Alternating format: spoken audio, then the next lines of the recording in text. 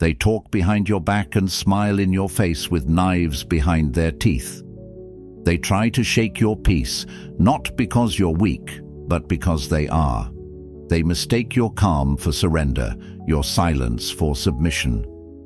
But what they don't understand is this: stillness isn't weakness, it's control. And when your enemies throw stones at your calm, they don't break it, they reveal it. Welcome to Mindful Stoic. Today I'll show you 4 powerful ways to hurt those who hate you without lifting a single finger. No drama, no vengeance, no words shouted in the dark. Just you becoming untouchable. Because the greatest punishment is to show them you don't need to fight. You've already won. First, remain unshaken when they try to shake you. The first strike is silence. Your enemy wants a reaction. They crave your rage, your proof that they still matter. But every time you stay unmoved, every time you respond with stillness instead of shouting, you deny them oxygen, and in your silence, they suffocate.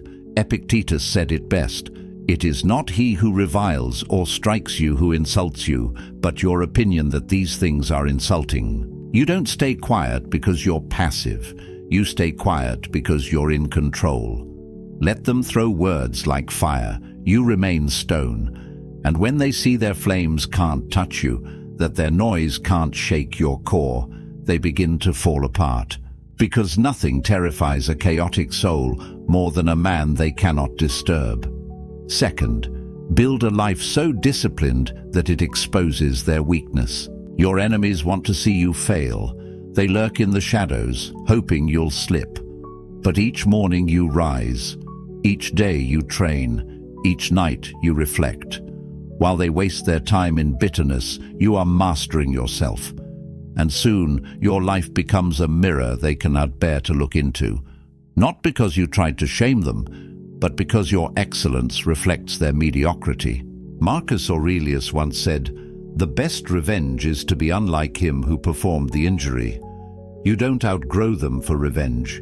You outgrow them because you refuse to rot in the same soil. While they sit in their hate, you are sculpting yourself through discipline. And that quiet evolution, it shatters them. Because now the person they tried to destroy is too far above to even notice them. Third, outlive their hate. Hatred burns fast and destroys its host. But discipline, it endures like stone in a storm. You don't just survive your enemies, you outlast them. Seneca warned us, how much better to heal a wrong than to avenge one. And he was right. While they drown in bitterness, you are building calmly, steadily, with purpose. Every breath is intentional, every step is aligned.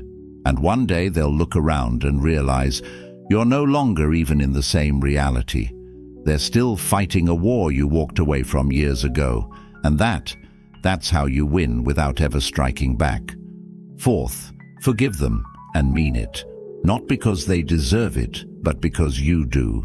Forgiveness, when done with strength, not softness, cuts deeper than any insult ever could. It tells them, you no longer live in my mind. You cannot poison me. You are not strong enough to make me hate you. Marcus Aurelius said, "It is not enough to refrain from harming others. We must also not wish them harm."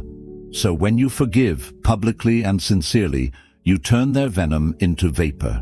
You remove their last weapon, your attention, and the world sees it.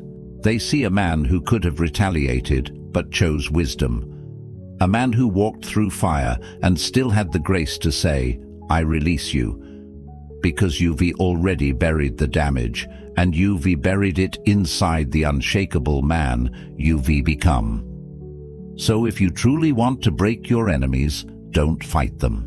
Outgrow them, outlast them, ignore them, forgive them. They want chaos. You give them silence. They want your pain. You give them indifference. They want war. You offer peace. And that peace, that terrifying, powerful peace, will haunt them more than any revenge ever could. This is Mindful Stoic, where we don't react, we rise. We don't fight back, we walk forward, until we are so far beyond the noise, It sounds like nothing at all.